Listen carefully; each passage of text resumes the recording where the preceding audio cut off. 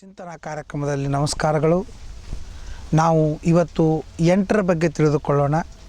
ನಿಜವಾಗಿಯೂ 7, 8 ಅಂತನ್ನುವ ಸಂಖ್ಯೆಯ ಬಗ್ಗೆ ಸಾಕಷ್ಟು ಮಹಾಭಾರತದಲ್ಲಿ ಹೇಳಿದ್ದಾರೆ. ಒಂದೊಂದು ಸಂಖ್ಯೆಗೆ ಒಂದೊಂದು ವಿಷಯ ಮಾತು ಹೇಳ್ತಾ ಇದ್ದೇನೆ, ಯಾಕಂದರೆ ನಮಗೆ ಈ ಚಿಂತನಾ ಕಾರ್ಯಕ್ರಮದಲ್ಲಿ ಸಮಯ ಇರೋದಿಲ್ಲ. ಅದಕ್ಕೆ ಎಲ್ಲ 8ರ ಬಗ್ಗೆ ಎಲ್ಲ 7ರ ಬಗ್ಗೆ ಹೇಳ್ಬರೋದಿಲ್ಲ. 8ರ ಬಗ್ಗೆ ಯಾವುದಾದ್ರೂ ಒಂದು ವಿಷಯವನ್ನು ಮಾತ್ರ ಹೇಳ್ತೇನೆ. 8 ಲೌಕಿಕವಾದ ಧನಗಳು. ಅಲೌಕಿಕವಾದ ಧನ, ಮೋಕ್ಷ, ಸ್ವರ್ಗ, ಪುಣ್ಯ ಬೇಕಾದಷ್ಟು ಇದೆ. ಆದರೆ ಲೌಕಿಕವಾದ ಧನ 8. ಯಾವುದು? ಒಂದನೇದು ಮಿತ್ರ ಸಮಾಗಮ, ಫ್ರೆಂಡ್ಶಿಪ್ಪು. ನಾವು ಎಷ್ಟು ಜನರನ್ನು ಸಂಪಾದನೆ ಮಾಡ್ತೇವೆ ಅದು ಲೌಕಿಕ ಧನ. ಇವತ್ತಿಲ್ಲ ನಾಳೆ ಅವರು ನಮಗೆ ಉಪಯೋಗ ಬೀಳುತ್ತಾರೆ. ಅದಕ್ಕಾಗಿ ಮಿತ್ರರನ್ನು ಸಂಪಾದನೆ ಮಾಡಬೇಕು. ಅಂದರೆ ಮಿತ್ರ ಸಮಾಗಮವಾಗಬೇಕು. ಏನೋ ಮಿತ್ರರಿದ್ದಾರೆ, ಅವನೆಲ್ಲೋ ನಾನು ಎಲ್ಲೋ ಅಲ್ಲ. ಮೇಲಿಂದ ಮೇಲೆ ನಮಗೆ ಮಿತ್ರ ಸಮಾಗಮವಾದರೆ ಬಹಳ ದೊಡ್ಡದಾದಂತಹ ಲೌಕಿಕ ಸಂಪತ್ತು ಅದು. ಪುಣ್ಯ ಬೇಕು. ಮಿತ್ರರನ್ನು ಪಡೆಯೋದು ಪುಣ್ಯ ಬೇಕು, ಮಿತ್ರರ ಜೊತೆಗೆ ಸಮಾಗಮವಾಗೋದು ಕೂಡ ಪುಣ್ಯ ಬೇಕು. ಆದ್ದರಿಂದ ಮಿತ್ರ ಸಮಾಗಮ ಅಂತನ್ನೋದು ಒಂದು ಲೌಕಿಕವಾದ ಧನ, ಸಂಪತ್ತು. ನಮಗೆ ದುಡ್ಡು ಇರೋದು ಸಂಪತ್ತಲ್ಲ, ಇದು ಸಂಪತ್ತನೇ. ಮಿತ್ರರ ಸಮಾಗಮವಾಗೋದು ಸಂಪತ್ತು. ಕೆಲವರು ಬಡವರಿದ್ದಾಗ ಮಿತ್ರರಾಗಿರ್ತಾರೆ, ಶ್ರೀಮಂತರಾದರು ಅಂತಂದರೆ ಅವ್ರನ್ನೆಲ್ಲ ಮರ್ತು ಬಿಡ್ತಾರೆ. ದ್ರುಪದ ರಾಜ ಅವರು ಮತ್ತು ದ್ರೋಣಾಚಾರ್ಯ ಮಿತ್ರರಾಗಿದ್ದರು. ಆದರೆ ದ್ರುಪದ ರಾಜ ದೊಡ್ಡವನಾದಾಗ ನೀನು ಯಾವ ಮಿತ್ರ, ಕರಿಲಡ್ಡ ಒಪ್ಪತ್ತು ಬಂದಿದ್ದು ಊಟ ಮಾಡ್ಕೊಂಡು ಹೋಗು, ಇನ್ನು ಮಿತ್ರ ಅಂತಂದಿಂದ ನೋಡಿ ನಾಲ್ಗೆ ಕತ್ತರಿಸ್ತೀನಿ ಅಂತಂದ. ಇದು ದುಡ್ಡು ಬಂದಾಗ ಮಿತ್ರತಾವನ್ನು ಬಿಡ್ತಾರೆ. ಅದು ಸ್ವಾಭಾವಿಕವಾದ ಮಿತ್ರತಾ ಅಲ್ಲ. ಅದಕ್ಕಾಗಿ ಮಿತ್ರ ಸಮಾಗಮ ಅಂತನ್ನೋದು ಜೀವನದಲ್ಲಿ ಒಂದು ಒಳ್ಳೆಯದೇನೆ. ಎರಡನೇದ್ದು ಮಹದ್ದನಾಗಮ. ಒಮ್ಮೆಲಿಗೆ ಯಾವುದೋ ಸ್ಕೀಮ್ ಮ್ಯಾಚೂರ್ ಆಯಿತು ಅಂತಂದರೆ ಅದು ಒಂದು ಲಾಭನೇ. ಅಂದರೆ ಯಾವುದೋ ಒಂದು ಸ್ಕೀಮ 10, 15, 20 ವರ್ಷದ ಹಿಂದೆ ನಾವು ಮಾಡ್ತಾ ಬಂದೀವಿ, ಇವತ್ತು ಅದು ಮ್ಯಾಚೂರ್ಡ್ ಆಗ್ತಾಯಿದೆ ಆಯಿತು ಅಂತಂದರೆ ಅದು ಮಹಾರಿ ಒಮ್ಮೆಲಿಗೆ ಲಕ್ಷ ಕೋಟಿಯೋ ರೂಪಾಯಿ ಬಂತು ಅಂತಂದರೆ ಅದು ಲೌಕಿಕವಾದ ಸಂಪತ್ತನೇ, ಬಹಳ ದುಡ್ಡು ಬರೋದು. ಆಮೇಲೆ ಪುತ್ರ ಪರಿಶ್ವಂಗ, ಮಕ್ಕಳನ್ನು ಆಲಿಂಗನ ಮಾಡಿಕೊಳ್ಳೋದು ಬಹಳ ಮಹತ್ವದ ಮಾತು ಇದೆ. ಇವತ್ತು ಮಕ್ಕಳನ್ನ ಹಡಿದು ಯಾರ ಕೈಯಾಗೋ ಬೆಳೆಸ್ಲಿಕ್ಕೆ ಕೊಡ್ತಾರೆ, ಬೇಬಿ ಸಿಟ್ಟಿಂಗ್ ಅಂತ ಇಡ್ತಾರೆ. ಇಲ್ಲ, ಮಕ್ಕಳನ್ನು ನಾವು ಆಲಿಂಗನ ಮಾಡ್ಕೋಬೇಕು. ಮಕ್ಕಳನ್ನು ಆಲಿಂಗನ ಮಾಡ್ಕೊಳ್ಳೋದ್ರಿಂದ ಮಕ್ಕಳ ಬೆಳವಣಿಗೆ ಒಳ್ಳೆಯದಾಗ್ತದೆ ಅಂತ ಇವತ್ತು ಸೈನ್ಸ್ ಹೇಳ್ತಾ ಇದೆ. ತಾಯಿಯ ಆಲಿಂಗನ ಮಕ್ಕಳಿಗೆ ಎಷ್ಟಾಗ್ತದೋ ಅಷ್ಟು ಸಮೃದ್ಧವಾಗಿ ಮಕ್ಕಳು ಬೆಳಿತವೆ ಅಂತಂತದೆ. ಶಕುಂತಲ ದುಶ್ಯಾಸನ ಹತ್ರ ಹೋಗ್ತಾಳೆ, ದುಷ್ಯಂತನ ಹತ್ರ ಹೋಗ್ತಾಳೆ. ಒಂದು ಕೂಸು ಹಡ್ದಿರ್ತಾಳೆ. ದುಷ್ಯಂತ ನೀ ನನ್ನ ಹೆಂಡತಿನೇ ಅಲ್ಲ, ನನ್ನ ಮಗನೇ ಅಲ್ಲ ಅಂತಂತಾಳೆ. ಆಗ ಶಕುಂತಲ ಹೇಳ್ತಾಳೆ, ನೋಡು ನಾವು ಸ್ತ್ರೀಯರು ಸುಳ್ಳು ಮಾತಾಡೋದ್ರಿಂದ ನಮಗೇನು ಒಳ್ಳೆಯದಾಗೋದಿಲ್ಲ. ನಾವು ನಿಮ್ಮನ್ನು ಆಶ್ರಯಿಸ್ಕೊಂಡು ಇರೋರು, ನಾನು ಯಾಕೆ ಸುಳ್ಳು ಮಾತಾಡಲಿ? ಇಲ್ಲ, ನೀನು ಸುಳ್ಳು ಮಾತಾಡ್ತಾ ಇದ್ದೀನಿ, ಬಡವಳಿದ್ದಿ.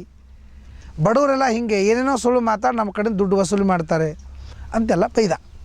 ಆಗ ಅವಳು ಹೇಳ್ತಾಳೆ, ನೋಡು ದುಷ್ಯಂತ, ಜಗತ್ತಿನೊಳಗೆ ಎಲ್ಲ ಮೃದುವಾದ ಸ್ಪರ್ಶಗಳಕ್ಕಿಂತಲೂ ಸರ್ವೋತ್ತಮವಾದ ಮೃದು ಸ್ಪರ್ಶ ಅಂದ್ರೆ ಮಕ್ಕಳ ಸ್ಪರ್ಶ ಅಂತಂತಾರೆ.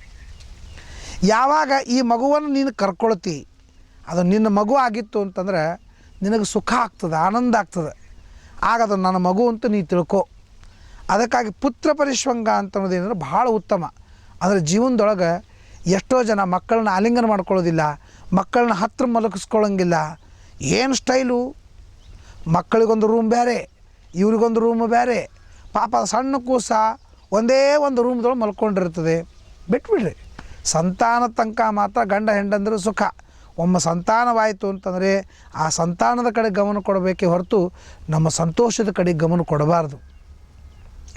ಅದಕ್ಕಾಗಿ ಪುತ್ರ ಪರಿಶ್ವಂಗ, ಮಕ್ಕಳನ್ನು ಅಪ್ಪಿಕೊಳ್ಳೋದು ಇದು ಒಂದು ದೊಡ್ಡ ಲೌಕಿಕವಾದ ಭಾಗ್ಯ.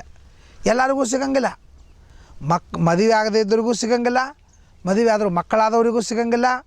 ಆದರೆ ಮಕ್ಕಳಾದರೂ ಕೂಡ ನಾವು ಬಿಸ್ನೆಸ್ದು ಬ್ಯುಸಿಯಾಗಿವಿ ಅಂತನೋರಿಗೆ ಸಿಗಂಗಿಲ್ಲ.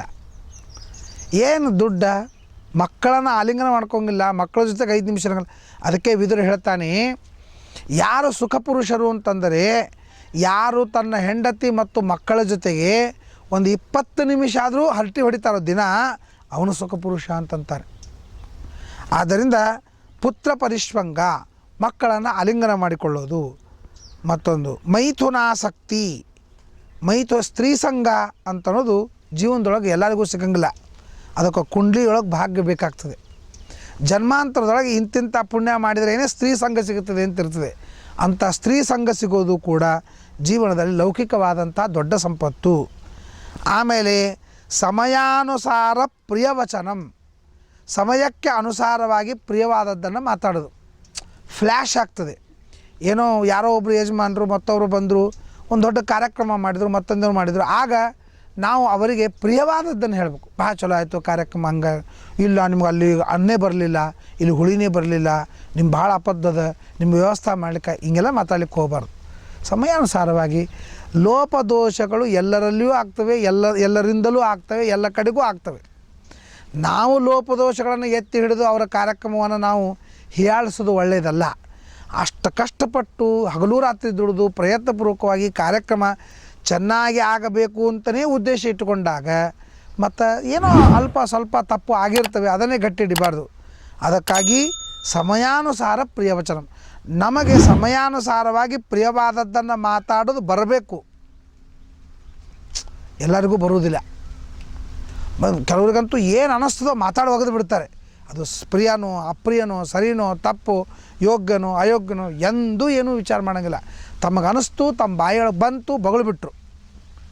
ಇವರು ಎಂದೆಂದಿಗೂ ಉನ್ನತಿಯನ್ನು ಪಡೆಯಂಗಿಲ್ಲ, ಎಂದಿಗೂ ಕೂಡ ಉತ್ತಮರಾಗೋದಿಲ್ಲ. ಅದಕ್ಕಾಗಿ ಸಮಯಾನುಸಾರ ಪ್ರಿಯವಚನಂ, ಸಮಯಾನುಸಾರವಾಗಿ ಪ್ರಿಯವಾದದ್ದನ್ನು ಹೇಳೋದು ಇದು ದೊಡ್ಡದಾದಂಥ ಸಂಪತ್ತು. ಆಮೇಲೆ ಸ್ವಕೀಯ ಉನ್ನತಿ, ತನ್ನ ಉನ್ನತಿಯ ಜೊತೆಗೆ ತಮ್ಮವರೆಲ್ಲರ ಉನ್ನತಿಯೂ ಆಗಬೇಕು. ಇದು ಲೌಕಿಕ ಸಂಪತ್ತು. ನನಗೆ ಪರಿಚಯ ಇದ್ದವರೊಳಗೆ ನನ್ನ ಅಣ್ಣ ತಮ್ಮ ಅಕ್ಕ ತಂಗಿ ಅಂತನ್ನುವ ಸ್ವಕೀಯರು ನಮ್ಮವರು ಅಂತೇನಿದ್ದಾರೆ, ನಮ್ಮವರೊಳಗೆ ಯಾರೂ ಬಡವರಿಲ್ಲ. ಅದು ಹೆಮ್ಮೆಯಿಂದ ಹೇಳ್ಕೊಳ್ಳಿಕ್ಕೆ ಬರಬೇಕು. ನಮ್ಮೊಳಗೆ ನಮ್ಮವರು ಅಂತ ಯಾರಿದ್ದಾರೋ ಅವ್ರು ಯಾರೂ ಬಡವರಲ್ಲ. ನಮ್ಮವರೆಲ್ಲರೂ ಒಳ್ಳೆಯ ಸಾಫ್ಟ್ವೇರ್ ಇಂಜಿನಿಯರು, ನಮ್ಮವರೆಲ್ಲರೂ ಕೂಡ ಭಾರಿ ದೊಡ್ಡ ದೊಡ್ಡ ಕಂಪನಿ ಮಾಲಕರು. ಹಿಂಗೆ ಹೇಳಬೇಕು. ಸ್ವಕೀಯರ ಉನ್ನತಿ ಅಂತ ಹೇಳೋದು ನನ್ನ ವೈಯಕ್ತಿಕ ಭಾಗ್ಯ. ಅದಾದ ಮೇಲೆ ಅಭಿಷ್ಟ ಪ್ರಾಪ್ತಿ. ನಾವು ಏನೋ ಅಂದ್ಕೊಂಡಿರ್ತೇವೆ, ಏನೋ ಆಗ್ತದೆ, ಎಷ್ಟೋ ಅಂದ್ಕೊಂಡಿರ್ತೀವಿ, ಸ್ವಲ್ಪ ಆಗ್ತದೆ. ಇದೆಲ್ಲ ನಮ್ಮ ವಿರುದ್ಧವಾದದ್ದು. ನರಚಿತ್ತಕ್ಕೆ ಬಂದದ್ದು ಲವಲೇಶ ನಡೆಯೋದು ಹರಿಚಿತ್ತ, ಸತ್ಯ ಹರಿಚಿತ್ತ. ನಮ್ಮ ಎಂದೆಂದಿಗೂ ಕೂಡ ಅಂದ್ಕೊಂಡಿದ್ದು ಆಗೋದೇ ಇಲ್ಲ. ಸಹಸಾ ಅಂದ್ಕೊಂಡಿದ್ದು ಆಗೋದಿಲ್ಲ. ಸಹಸಾ ಅಂದ್ಕೊಂಡಿದ್ದು ಆಗೋದು ಬಹಳ ಕಷ್ಟ. ಅದಕ್ಕೆಲ್ಲ ಅನುಕೂಲತೆಗಳು ಬೇಕಾಗ್ತವೆ, ಅದಕ್ಕೆಲ್ಲ ಗ್ರಹಗಳ ಗತಿ ಬೇಕಾಗ್ತದೆ. ಅದಕ್ಕಾಗಿ ಅಭಿಷ್ಟ ಪ್ರಾಪ್ತಿ ಅಂತಂತಾರೆ. ನಾವು ಅಂದ್ಕೊಂಡಿದ್ದೆಲ್ಲ ಆಗಬೇಕು ಅಂತ ಆಗಬೇಕಾದ್ರೆ ಅದಕ್ಕೆ ಕೆಲವು ಉಪಾಯಗಳಿವೆ, ಕೆಲವು ಸಾಧನಗಳಿವೆ, ಕೆಲವು ಮಂತ್ರಗಳಿವೆ, ಕೆಲವು ಜಪಗಳಿವೆ, ಕೆಲವು ನೀತಿಗಳಿವೆ. ಲೌಕಿಕವಾಗಿ ನೀತಿಯನ್ನು ಅನುಸರಿಸಬೇಕಾಗ್ತದೆ. ಇದೆಲ್ಲ ಇದ್ದಾಗ ಅಭಿಷ್ಟ ಪ್ರಾಪ್ತಿಯಾಗ್ತದೆ. ನಮ್ಮ ಅಪೇಕ್ಷೆಗಳು ಪೂರ್ಣ ಮಾಡ್ತಕ್ಕಂಥದ್ದು ಅದು ಆಯಿತು ಅಂದರೆ ಬಹಳ ಸಂತೋಷ. ನಾವು ಏನೇನೋ ಅಂದ್ಕೊಂಡಿರ್ತೇವೆ, ಹಿಂಗಾಗಬೇಕು ಅಂತ. ನಾವು ಮನೆ ಬಗ್ಗೆ ಅಂದ್ಕೊಂಡ್ರೆ ನನ್ನ ಮನೆ ಹಿಂಗಿರಬೇಕು, ಮಡದಿ ನನ್ನ ಹೆಂಡತಿ ಅಂತ ಅಂದ್ಕೊಂಡು ನನ್ನ ಹೆಂಡತಿ ಹಿಂಗಿರಬೇಕು, ಮಕ್ಕಳು ಅಂತ ಅಂದ್ಕೊಂಡು ನನ್ನ ಮಕ್ಕಳು ಹಿಂಗಿರಬೇಕು ಅಂತ ನಾವು ಕೆಲವಕ್ಕೂ ಕಲ್ಪನಾ ಕಟ್ಟಿರ್ತೀವಿ. ಹಿಂಗೆ ಆಗಬೇಕು ಅಂತ ನಾವು ಅಪೇಕ್ಷೆ ಪಟ್ಟಿರ್ತೀವಿ. ಅದಕ್ಕೆ ತಕ್ಕಂತೆ ಆಯ್ತಾ ಹೋಯಿತು ಅಂತಂದರೆ ಅದೇ ದೊಡ್ಡದಾದಂಥ ಸಂಪತ್ತು ಜೀವನದೊಳಗೆ. ನಾವು ಏನೋ ಅಂದ್ಕೊಳ್ಳೋಣ, ಅದು ಏನೋ ಆಗೋದ ಅಂತ ಆಯಿತು ಅಂದರೆ ಅದರಂತಹ ದಾರಿದ್ರ್ಯ ಜೀವನದೊಳಗೆ ಯಾವುದೂ ಇಲ್ಲ. ನಮ್ಮ ಮಕ್ಕಳು ಹಿಂಗೆ ಆಗ್ತಾವಂತ ನಾನು ಅಂದ್ಕೊಳ್ಳೋಣ, ಬೇಡ ಡಾಕ್ಟರ್ ಆಗ್ತಾನೆ, ಇಂಜಿನಿಯರ್ ಆಗ್ತಾನೆ, ಮತ್ತೊಂದು ಆಗ್ತಾನೆ, ಭಾರಿ ನಮ್ಮ ಕೀರ್ತಿ ತಂದು ಕೊಡ್ತಾನೆ ಅಂತ ಅಂದ್ಕೊಳ್ಳೋಣ, ಅದೆಲ್ಲವೂ ಉಲ್ಟಾ ಆಗೋಣ. ಹೀಗಾಗ್ತಿರ್ತದೆ ಸಾಮಾನ್ಯವಾಗಿ. ಅದಕ್ಕಾಗಿ ಅಭಿಷ್ಟ ಪ್ರಾಪ್ತಿ ಜೀವನದಲ್ಲಿ ಲೌಕಿಕವಾದಂತಹ ಧನದಲ್ಲಿ ನಾವು ಅಂದುಕೊಂಡಂತೆ ಆಗೋದು ಅಂತನ್ನೋದು ಕೂಡ ಬಹಳ ದೊಡ್ಡದಾದಂತಹ ಮಾತು. ನಾನು ಮೊನ್ನೆ ನಕ್ಷತ್ರದ ಬಗ್ಗೆ ಹೇಳ್ತಾ ಇರುವಾಗ ಯಾವ್ಯಾವ ನಕ್ಷತ್ರದಲ್ಲಿ ಏನೇನು ದಾನ ಮಾಡಬೇಕು ಅಂತಂದಾಗ ಅಲ್ಲೆಲ್ಲ ಅಭಿಷ್ಟ ಪ್ರಾಪ್ತಿ ಅಂತನ್ನೋದ್ರ ಬಗ್ಗೆ ನಾನು ಮಾತಾಡಿದ್ದೇನೆ.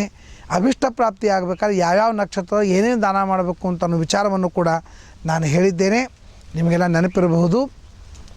ಆದ್ದರಿಂದ ಅಭಿಷ್ಟ ಪ್ರಾಪ್ತಿ ಅಂತಲೂ ಜೀವನದಲ್ಲಿ ದೊಡ್ಡದಾದಂತಹ ಸಂಪತ್ತು. ಅದಾದಮೇಲೆ ಸಮಾಜದಲ್ಲಿ ಸನ್ಮಾನ ಮಾಡುವುದು.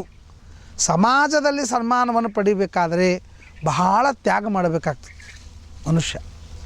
ನಿದ್ರೆ, ನೀರಡಿಕೆ, ಸುಖ ದುಃಖ, ಊಟ ಉಡುಗಿ, ಬಂಧು ಬಳಗ, ನಮ್ಮವರು, ನಮ್ಮ ಹೆಂಡತಿ, ನಮ್ಮ ಮಕ್ಕಳು ಎಲ್ಲರನ್ನೂ ಪರಿತ್ಯಾಗ ಮಾಡಿ ಸಮಾಜದ ಉಪಕಾರಕ್ಕಾಗಿ ನಿಲ್ಲಬೇಕು ಅಂತ ಅನಿಸ್ತು. ಇವತ್ತು ದೊಡ್ಡ ದೊಡ್ಡ ಪಾದಯಾತ್ರೆಗಳು ಅಥವಾ ಮತ್ತೊಂದು ಮಗದೊಂದು ದೊಡ್ಡ ದೊಡ್ಡದು ಮಾಡ್ತಾರೆ, ಅದು ಒಂದು ರೀತಿಯಿಂದ ಒಳ್ಳೆಯದೇ. ಆದರೆ ಅದಕ್ಕಾಗಿ ಆಗತಕ್ಕ 30-40 ಕೋಟಿ ರೂಪಾಯಿ ಖರ್ಚನ್ನು ನಾವು ಒಂದು ಒಳ್ಳೆಯ ಕೆಲಸಕ್ಕಾಗಿ ಬಳಸಿದೇವಿ, ಒಂದು ಸಮಾಜಕ್ಕಾಗಿ ಬಳಸಿದೇವಿ, ಅಥವಾ ಒಂದು ಹಳ್ಳಿಯ ಉದ್ಧಾರಕ್ಕಾಗಿ ಬಳಸಿದೇವಿ ಅಂತಂದರೆ ಅದು ಎಲ್ಲರೂ ಕೂಡ ಮೆಚ್ಚುತ್ತಾರೆ, ಎಲ್ಲರೂ ಕೂಡ ಸಂತೋಷವಾಗ್ತದೆ. ಆದ್ದರಿಂದ ಸಮಾಜದಲ್ಲಿ ನಮಗೆ ಸನ್ಮಾನ ಸಿಗಬೇಕಾದರೆ ನಾವು ಜಬರ್ದಸ್ತಿನ ಸನ್ಮಾನ ತೊಗೋಬಾರ್ದು, ಅಂಜಿಕೆಯಿಂದ ಸನ್ಮಾನ ತಗೋಬಾರ್ದು. ನೀನು ನಾನು ಗೌರವ ಕೊಡದೇ ಇದ್ದರೆ ನಿನಗೆ ಹೊಡಿತೀನಿ ಬಡಿತೀನಿ ಅಂತ ಹೇಳಿ ಗೌರವವನ್ನು ಪಡಿಬಾರ್ದು. ನಾನು ಅವರಿಗೆ ಉಪಕಾರವನ್ನು ಮಾಡಿ ನನ್ನ ಉಪಕಾರಕ್ಕೆ ಅವನೇ ಮೆಚ್ಚಿ ನಮಗೆ ಸನ್ಮಾನವನ್ನು ಕೊಡಬೇಕು ಅಂಥೇಳಿ ಸನ್ಮಾನವನ್ನು ಕುರಿತು ನಾವು ಹೋಗೋದು, ನಮ್ಮನ್ನು ಕುರಿತು ಸನ್ಮಾನ ಬರೋದು ಅಂತ ಬಹಳ ವ್ಯತ್ಯಾಸ ಇದೆ. ನಾವು ಸನ್ಮಾನಕ್ಕೆ ಹೋಗೋದಾದರೆ ದುಡ್ಡು ಗಿಡ್ಡು ಖರ್ಚು ಮಾಡಿ, ದಬ್ಬಾಳಿಕೆ ಮಾಡಿ, ಅಂಜಿಕೆ ಮಾಡಿ ನಾವು ಸನ್ಮಾನವನ್ನು ಪಡಿಬೋದು. ಆದರೆ ನಮ್ಮನ್ನೇ ಸನ್ಮಾನ ಅಂಟಿಸ್ಕೊಂಡು ಬರ್ತದೆ ಅಂತಂದರೆ ನಾವು ಸುಖವಾಗಿ ಉಪಕಾರವನ್ನು ಮಾಡ್ತಾ, ಪರೋಪಕಾರವನ್ನು ಮಾಡ್ತಾ ಇದ್ದಾಗ ಮಾತ್ರ ಸಮಾಜ ನಮಗೆ ಸನ್ಮಾನವನ್ನು ಮಾಡ್ತಾ ಇದೆ. ಅದಕ್ಕಾಗಿ ಸಮಾಜದಲ್ಲಿ ದೊಡ್ಡದಾದಂತಹ ಪ್ರಾಮಾಣಿಕವಾದ ಸನ್ಮಾನ, ಇವತ್ತು ಇಂಥ ಸನ್ಮಾನ ಕೊಟ್ಟರು ಅಂಥೇಳಿ ಒಂದು ಸನ್ಮಾನ ಪತ್ರ ಕೊಡ್ತಾರೆ. ಸನ್ಮಾನ ಪತ್ರನೂ ಕೂಡ ಕಾರ್ಯಕ್ರಮ ಮಾಡೋರಿಗೆ ಅದೊಂದು ವೈಭವ ಅಂತ ಕೊಡ್ತಾರೆ ಹೊರತು ಅವನು ಆ ವ್ಯಕ್ತಿ ಅಷ್ಟು ಮಾಡ್ಯಾನ ಅಂತೇನು ಸರ್ವಥಾ ಇಲ್ಲ. ಸುಮ್ಮನೆ ಸನ್ಮಾನ ಪತ್ರ, ಪ್ರಶಸ್ತಿ ಪತ್ರ, ರಾಜ್ಯ ಪ್ರಶಸ್ತಿ, ರಾಷ್ಟ್ರ ಪ್ರಶಸ್ತಿ ಇವೆಲ್ಲ ಬರ್ತವೆ. ಅದು ಕೊಡೋದು ಹಿಂದಕ್ಕೆ ಒಂದು ಕಾಲಕ್ಕೆ ಕೊಡ್ತಿದ್ರು. ಪ್ರಾಮಾಣಿಕವಾಗಿ ಕಲಾವಂತನಾಗಿದ್ದರೆ ಕೊಡಬೇಕು, ಪ್ರಾಮಾಣಿಕವಾಗಿ. ನಾನು ಒಂದು ಕಡೆ ನೋಡಿದೆ, ಅವನು ಸಂಸ್ಕೃತ ಮಾತಾಡಲಿಕ್ಕೆ ಬರುವುದಿಲ್ಲ, ಸಂಸ್ಕೃತದ ಗಂಧಿಲ್ಲ, ಆದರೆ ಅವನಿಗೆ ಕರ್ನಾಟಕದ ರಾಜ್ಯ ಪ್ರಶಸ್ತಿ ಸಿಕ್ತು. ಆದರೆ ಎಷ್ಟು ವಿದ್ವಾಂಸರಿದ್ದಾರೆ, ಎಷ್ಟು ಫ್ಲೂಯೆಂಟಾಗಿ ಸಂಸ್ಕೃತ ಮಾತಾಡ್ತಾರೆ, ಸಂಸ್ಕೃತ ಕಾವ್ಯವನ್ನು ಮಾಡ್ತಾರೆ, ಸಂಸ್ಕೃತ ಗ್ರಂಥವನ್ನು ಬರೀತಾರೆ, ಸಂಸ್ಕೃತ ಪಾಠವನ್ನು ಮಾಡ್ತಾರೆ, ಪ್ರವಚನವನ್ನು ಮಾಡ್ತಾರೆ.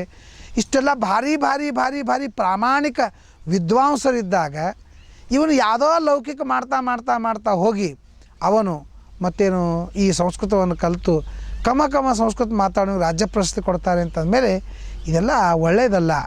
ಅದಕ್ಕಾಗಿ ಹೇಳ್ತಾರೆ, ಸಮಾಜದಲ್ಲಿ ಪ್ರಾಮಾಣಿಕವಾಗಿ ಸನ್ಮಾನ ಇರಬೇಕೇ ಹೊರತು ಒಂದು ಅವ್ನ ಮಣಿ ನೋಡಿ ಅವ್ನು ದುಡ್ಡು ಕೊಡ್ತಾನೆ ಅಂತ ನೋಡಿ ಸನ್ಮಾನ ಮಾಡಬಾರದು ಅಂತಂತಾರೆ. ಹೀಗೆ 8 ವಿಧವಾದದ್ದು.